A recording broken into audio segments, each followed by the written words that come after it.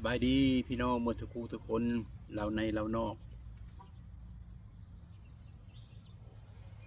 อยากถามทักทายสบายดีเว่าเรื่องข่าวอยู่ในประเทศลาวฟังกันให้ฟังดูพี่น้องเป็นจังไดคือว่ามีแต่แนวบุรีแท้อยู่ในประเทศลาวเฮาโอ้ยอยากไปซอยไปเหลือเด้อยากให้พี่น้องหั่นมีประชาธิปไตยแบบพวกเฮาเรานอกนี่เด้จังแม่นมันสนุกสุขสบายรัฐบาลรับใช้พวกเขามาอยู่ประเทศอเมริกาแล้วแต่พวกเขาก็เป็นสัญชาติอเมริกามีสิทธิ์เต็มเปี่ยมนิ้วทางพี่น้องมีอยู่มีกินคนอยู่ประเทศอเมริกายานคงกินเด้อพี่น้องเด้อเพิ่นยานตุยเพิ่นยานเลือดบานขึ้นเพิ่นยานไขมันขึ้นเลยอยู่อเมริกานี่ย่านเว้าคือว่ายองตนเองมันบ่แม่นยองอยากได้ความเจริญก้าวหน้ารุ่งเรืองศรีวิไลแบบพวกเฮานี่นะเข้าไปประเทศลาวนะโอ้ยพี่น้องสิดีมุกดีใจปัจจุบันศาสตร์กำลังล่มจมประชาชนถ้าเว้าถึงดอกไม้และปัจจุบันนี้กำลังเหี่ยวอึดน้ำต้นไม้บ่มีน้ำมันก็เหี่ยวใบก็เหี่ยวประชาชนคือกันทุกอย่างขาดเขินอุกมุกอุกใจจอยเป็นไข้เป็นโซเข้านำซัมปาหายากเศรษฐกิจลงเงินกีบฟื้อเหตุการณ์ได้น้อยบ่คุมอยู่คุมกินอันนี้ข้าพเจ้าเหลียวเห็นกันมีความบ่ดีใจดอกเสียใจแล้วก็ดูตนพี่น้องคนลาวเฮาแต่มีจุดหนึ่งที่เฮ็ดให้พี่น้องนั้นตกทุกข์ได้ยากก็บ่แม่นประชาชนเฮ็ดเองดอกธรรมดาประเทศลาวเป็นประเทศที่อุดมสมบูรณ์60-70 ปี100 ปี200 ปีผ่านมาประชาชนลาวบ่เคยทุกข์บ่เคยยากแบบปัจจุบันนี้เพราะในน้ำมีปลาในนามีเขาถึง100 ปีผ่านมาบ่มีไฟฟ้าถึง100 ปีผ่านมาบ่มีเรือนสูงหลายชั้นแต่ประชาชนบ่ได้อึดบ่ได้อยากเพราะของอยู่ของกินหากินตามธรรมชาติปัจจุบันธรรมชาติมันหมดแล้วรัฐบาลเองหรือว่าภาครัฐนั้นเป็นผู้ทำลายธรรมชาติเพิ่นทำลายธรรมชาติด้วยการเจตนา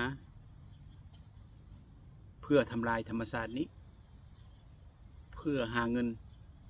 เข้าทงเจ้าของอันนี้เป็นความจริงตัวกันบ่ได้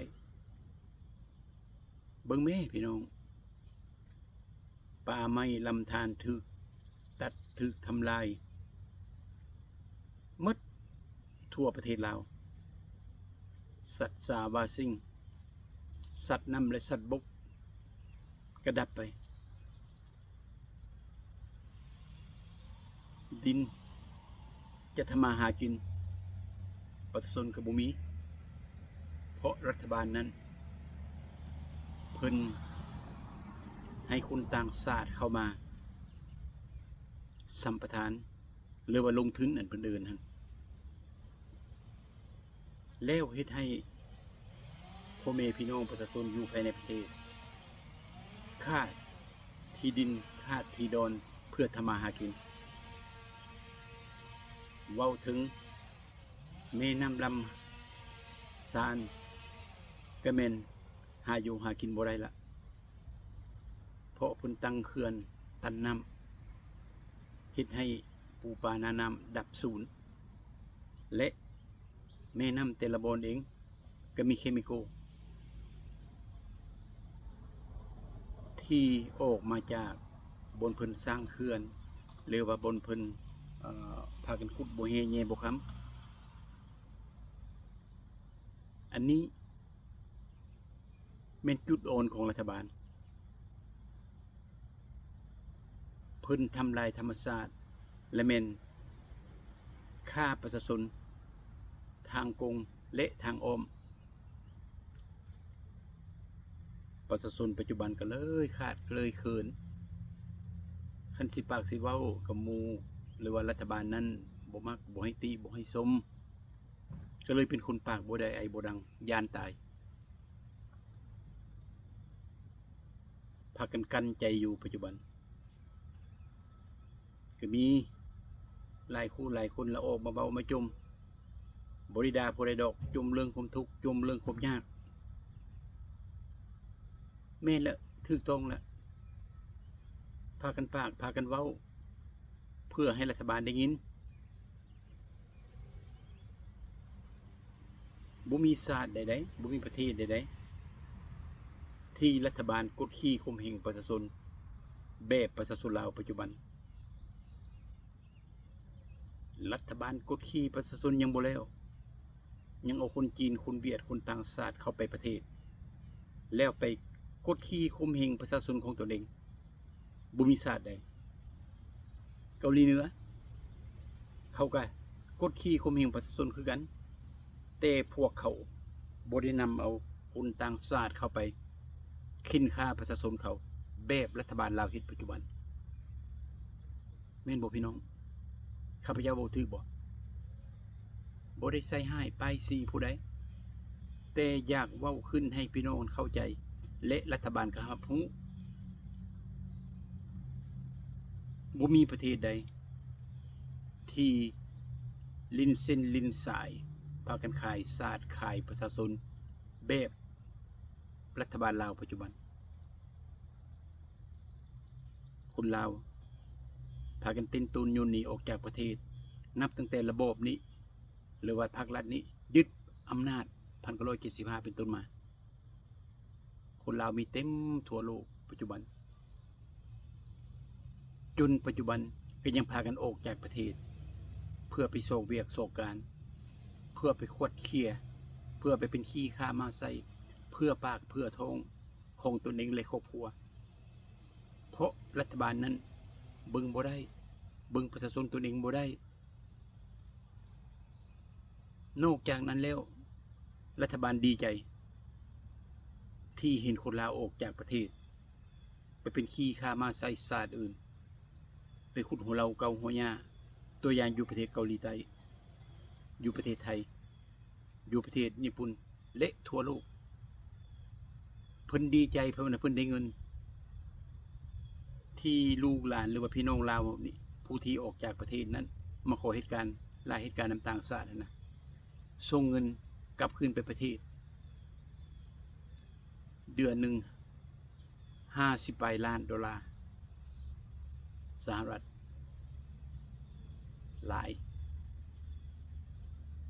เป็นยังจะมาหลายสำหรับประเทศอื่นเขาบ่ได้หลายดอกแต่รัฐบาลเราหลายเพราะเพิ่นบ่มีรายได้เข้าประเทศเหตุการณ์ค้าการขายน้ำมูก็บ่เฮ็ดสร้างห้องจักรโรงงานให้ลูกหลานนี่ก็บ่เฮ็ดพาประชาชนปลูกฝังเลี้ยงสัตว์แล้วขายให้ต่างชาติก็บ่เฮ็ดเวียกดังกล่าวเหล่านี้เพิ่นให้คนจีนคนเวียดเข้ามาสัมปทานและเขาคนจีนคนเวียดนั้นเฮ็ดทุกสิ่งทุกอย่างเรื่องธุรกิจแล้วเฮ็ดให้คนลาวนี้บ่มีเวียกบ่มีการบ่มีเงินทุกข์ยากปากหมองพากันออกจากประเทศห่วยคันว่ารัฐบาลเอาเวียกเอาการให้ประชาชนอื่นล่ะมันก็หมดตีนบนมือแล้วประชาชน ก็งึดอยู่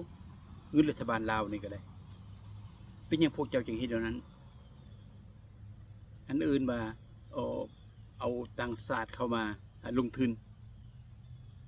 และสิสร้างสร้างพัฒนาประเทศชาติบ้านเมืองนะเอาดินโดนต้นหญ้าให้เขา90 ปี50 ปีจักกี่ปีเมนความคิดล้าหลังจังไดนะไปเรียนฝ่ายเศรษฐกิจจังไดไปเรียนฝ่ายบริหารศาสตร์จังไดฮักอยู่บ่ศาสตร์ตนเองหั่นมือถือสากปากถือศีลความปากความเบาว่าฮักประชาชนแต่การกระทำขิ้นค่าประชาชนทางกลมและทางอ้อมบนไอศาสตร์ไอเส้นเพิ่นว่ารัฐบาลโละขอกินขอทานหมู่นอกจากนั้นยังส่งประชาชน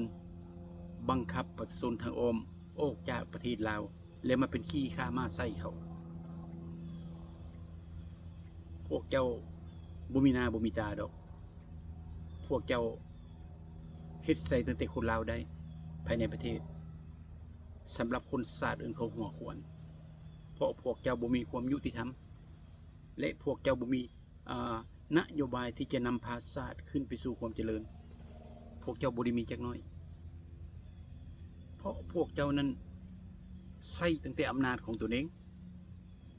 บ่ฟังความปากความเบาของประชาชนแล้วว่าตนเองนี่ฉลาดแล้วว่าประชาชนฮักตนเองย้อนตนเองบังคับประชาชนบ่ให้ปากบ่ให้เว้าเขาจึงบ่ต้องติรัฐบาลอันนี้เป็นเหตุผล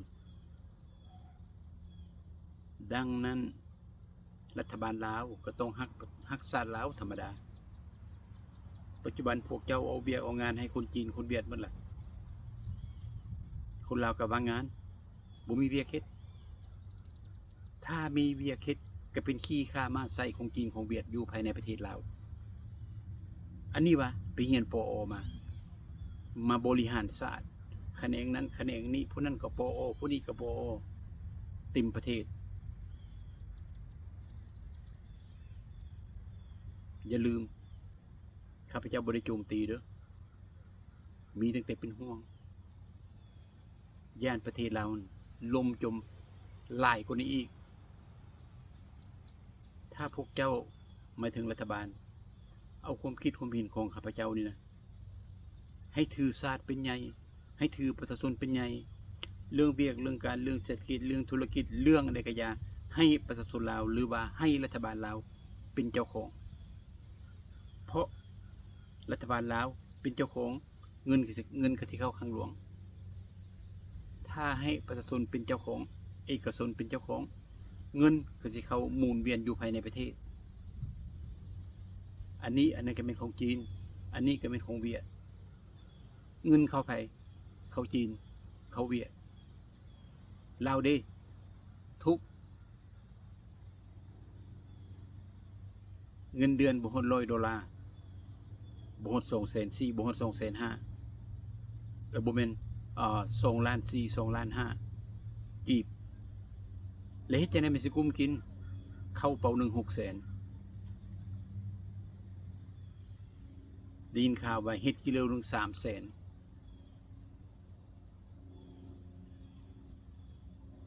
เสียยังมากินบัดนี้ปั้นบีบติงบังคับ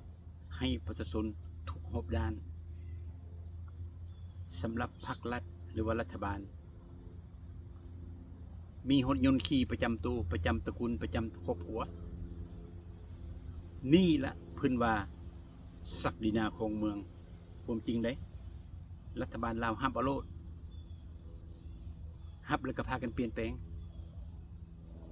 การฮับความผิดและการโยมเปลี่ยนแปลงและเป็นคนฉลาดเป็นพรรคที่ฉลาดถ้าเจ้านำศาสตร์บ่ได้แต่เจ้ากดขี่ข่มเหงประชาชนนำไปตลอดศาสตร์ทุกไปตลอดแล้วมันสิดีหยังต่อศาสตร์ลาวอันนั้นมันบ่เป็นการนำที่ดีอันนั้นเป็นการนำที่มั่งศาสตร์ ปล่อยแม่ปล่อยอำนาจให้ประชาชนแม่ให้เขามีสิทธิ์ปากสิทธิ์เว้าติสมแม่เมื่อใดประชาชนติสมถ้าฝ่ายประชาชนหันเว้าถูกรัฐบาลต้องเปลี่ยนแปลงแล้วชาติก็จะดีขึ้น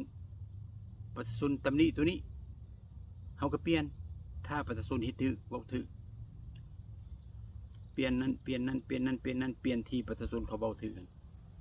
ตัวอย่างการคอร์รัปชันการโซลาดบังหลวงการยึดอำนาจการลิ้นเส้นลิ้นสายการซื้อจ้างโจบอยประชาชนจมถ้าเขาว่าโอ้เจ้าเพลงอยู่สารวันตัดไม้ขายรัฐบาลก็ไปซื้อเบิงโอเมนแท้สิเอาขึ้นเอาจับเอาขึ้นกวนขึ้นศาลเอาเงินคืนโอ้โรงเรียนนั้นกระทรวงนี้มีการซื้อจ้างจบบอยกันเหตุการณ์แสดงว่าคนงูมาเป็นนายจับบ่เฮ็ดประเทศมันก็ดีขึ้นผู้ใดเป็นหัวหน้าผู้ใดเป็นนายก็สิมีคนที่ฉลาดอาจรู้และเฮ็ดเพื่อชาติปัจจุบันรัฐบาลนับตั้งแต่ขั้นถึงลงมาถึงขั้นลุมพากันโกงชาติหมดทุกคนสุดโดยวาดขาดโดยโตบ่มีความเที่ยงธรรมโตชาติบ่มีความยุติธรรมโตประชาชนเฮ็ดให้ชาติล่มจมอันนี้แม่นสาเหตุที่ประเทศลาวทุกข์ยากดังนั้นในนามครับเจ้าเป็นข้าคนลาวนอกผู้หนึงมีเสื้อชาติลาวแต่สัญชาติอเมริกาละแต่ข้าพเจ้าฮักเพลงและนับถือคนลาวเฮาอยากให้ประเทศลาวเป็นประเทศที่เจริญบ่อยากเห็นหน้ารัฐบาลผู้ที่โกงชาติมานำพาชาติเพราะมันจะเห็นให้ชาติล่มจมแบบปัจจุบันและประชาชนลาวจะไปขี้ข้ามาใส่ชาติอื่นอันนี้ข้าพเจ้าก็เสียเปรียบและบ่มักทั้งที่ว่าข้าพเจ้าเป็นคนสัญชาติอื่นแล้วแต่อยากซอยอยากเหลือคนลาวเฮาด้วยกันดังนั้นพี่น้องข้าพเจ้าออกมาปากเว้าบ่แม่นว่าโอ้อยากได้หน้าได้ตาเนาะเจ้าเนาะโอ้เจ้าโจมตีรัฐบาลเนาะเจ้าเนาะโอ้เจ้านี่ตั้งปากเป็นเนาะมันบ่แม่นข้อยบ่ได้โจมตีผู้ใดข้อยมาปากมาเว้ารัฐบาลควรขอบใจข้อยเพราะข้อยนี้ยกตัวอย่างสิ่งที่ผิดพลาดรัฐบาลพากันเฮ็ดปัจจุบันถ้าเพิ่นเป็นรัฐบาลดีนำพาที่ฉลาดอาจรู้นำพาที่ถูกต้องและความเป็นธรรมเพิ่นต้องขอบใจข้าพเจ้าแล้วก็พากันเปลี่ยนแปลงอยู่ภายในประเทศผู้ใดโกงชาติผู้ใดลิ้นเส้นลิ้นสายจื้อจ้างจอบอยผู้ใดเอาคนจีนเข้ามาขุดบ่แฮแย่บ่คำเอาออกเปลี่ยนแปลงยุคเอาคนที่ฉลาดอาจรู้ฮักชาติฮักประชาชนไปนำพาชาติเอารัฐบาลที่ฮับใส่ประชาชนเข้าไปหาประเทศลาวปัจจุบันนี้พวกเจ้าเอาประชาชนนั้นฮับใส่รัฐบาลหรือว่าประชาชนเป็นค่อยรัฐบาลทุกสิ่งทุกอย่างปัจจุบันเป็นประชาชนเป็นค่อยหมดรัฐบาลซอยอย่างประชาชนฝนตกน้ำท่วมแผ่นดินไหวเงินไฟไหม้ทุกได้ยากหมูเมียงเซยขันออกไปเจ้าเข่งเจ้าเมืองออกไปพัดไปหาอยู่หากินในประชาชนพร้อมนับตั้งแต่การถนนหนทางและเมนบังคับทางอ้อมให้ประชาชนเป็นผู้เฮ็ดเจ้าหัวโจพระก็ได้ไปเฮ็ดนำกันนี่คือความผิดพลาดของพวกเจ้าเป็นผู้นำเพื่อนาภูประชาชนเพื่อเป็นนายเพื่อเป็น หัวหน้าของประชาชนเผด็จการบอกคิดนั้นบอกคิดนี้แต่เรื่องเสียสละฝ่ายรัฐบาลต่อประชาชนพวกเจ้าบ่ได้มีอันใดก็อย่าต้องขึ้นกับรัฐบาลถ้าเฮ็ดแนวนั้นประเทศเราเจริญรุ่งเรืองสีวิไลข้าพเจ้าคือสิสนับสนุนอยู่สนับสนุนแต่ลัทธิคอมมิวนิสต์นี้พูน1917พูนแต่งตั้งกันขึ้นแต่สมัยสหภาพโซเวียตพูนล่มจมทุกอย่างประเทศหลายประเทศเขาก็ทิ่มไปหมดแล้วเขาเปลี่ยนเขาคิดเห็นความชั่วร้ายความเผด็จการความกดขี่ข่มเหงประชาชนเขาพากันทิ้งหมดแล้วและรัฐบาลลาวเด้พวกเจ้าหมดทุกคนเกือบหมดทุกคนอยู่ภายในสภาจุบมาแต่สหภาพโซเวียตสมัยนั้น1980 ปลาย1990 ปลายสหภาพโซเวียตหมดพวกเจ้าเห็นสหภาพโซเวียตเขาแตกแต่1991พุ่นเพราะทุกยากพวกเจ้าก็เห็นประเทศรัสเซียเห็นประเทศโซเวียตแต่เก่านะทุกยากเปรียบใส่ประเทศแต่เป็นตุกเขาถือว่าทุกยากโลดคันบุเสือนี่ทูตอยู่อเมริกาทูตอยู่สวิตเซอร์แลนด์ทูตอยู่ฝรั่งทูตอยู่ออสเตรเลียแคนาดาเทียบใส่กันโลดเอาความเป็นธรรมแล้วมาเทียบใส่กันโลดมันบุสู้ฝ่ายประชาธิปไตยนี้เขานับ100 1,000ละคอมมิวนิสต์ยังงุมเงาอยู่ตัวอย่างจีนหั่นซอกคอปปี้แต่ประเทศอื่นนักสืบสวนแนวมันก็มาคอปปี้แล้วไปเฮ็ดเขาฮู้แล้วว่าตนเองสลาดอ่านฮู้แต่ไปซอกเลาะกินหัวเอารัดเอาเปรียบแต่ประเทศโดยพัฒนาแบบประเทศลาวนั้นลาวกับลาวบอกกันพี่น้องข้าพเจ้าบ่ได้เงินบ่ได้คำดอกบ่ได้น้ำบ่ได้ตาดอกก็บ่เอาก็บ่เป็นหยังดีใจที่มาเสนอให้รัฐบาลฮู้ดีใจที่ได้มาเป็นกระบอกเสียงประชาชนดังนั้นพี่น้องเฮาคนลาวด้วยกันถึงเฮาจะหังจะมีมือหนึ่งเฮาก็สิได้ออกโลกไปตายออกจากโลกนี้ไปดังนั้นในเวลาเฮามีชีวิตอยู่ย่างได้ปากได้ทำได้และเป็นอย่างพวกเราบ่อยากซอยกันและเป็นอย่างพวกเราจังว่าอยากเอารัดเอาเปรียบกันตายไปเงิน100 ล้านพันล้านพวกเจ้าก็เอาไปบ่ได้ดอกลูกเจ้าหังหลานเจ้าคูณมีแต่หน้าตามันก็บ่มีบ่ใหญ่ดอกชาวโลกเขาเห็นประชาชนเห็นมันบ่ได้พี่น้องข้าพเจ้ามีความหวังดีต่อรัฐบาลข้าพเจ้ามีความหวังดีต่อประชาชนลาวจึงออกมาปากมาเบาบ่ได้หวังอำนาจยุติว่าข้าพเจ้านี่หวังอำนาจยุติว่าข้าพเจ้าอยากได้หน้าได้ตายุติว่าข้าพเจ้านี่ออกมาปากมาเบาเพื่อหาเงินหาคำกุ้มลูกกุ้มครัวมันบ่แม่นพออยู่พอกินบ่ทุกข์แล้วก็บ่หังอยากได้หยังก็พอได้นำหมู่มีเวลาจึงมาปากมาเบาได้พี่น้องได้เรื่องฮักศาสตร์นี่ข้าพเจ้ากล้าปากกล้าเบาเพื่อศาสตร์และเพื่อประชาชนดังนั้นพี่น้องอาจจะเห็นข้าพเจ้าดุๆย้อนผมเป็นห่วงเด้อพี่น้องเด้อจังใดก็อย่าขอฝากคุมฮักคุมแพงคิดซะว่าข้าพเจ้านี้อยากมาซอยมาเหลือประเทศลาวด้วยความเป็นธรรมบ่อยากมาซอยแบบเอาเงินไปซอยรัฐบาลได้บ่โนเป็นโจรข้าพเจ้าบ่ส่งเสริมโจรเด็ดขาดรัฐบาลดีมีประชาธิปไตยประชาชนลาวมีสิทธิ์มีเสียงแบบญี่ปุ่นแบบเกาหลีใต้นั้นข้าพเจ้าสนับสนุนให้นบข้าพเจ้ากนบเพราะผู้นำดีอันแบบปัจจุบันนี่วะ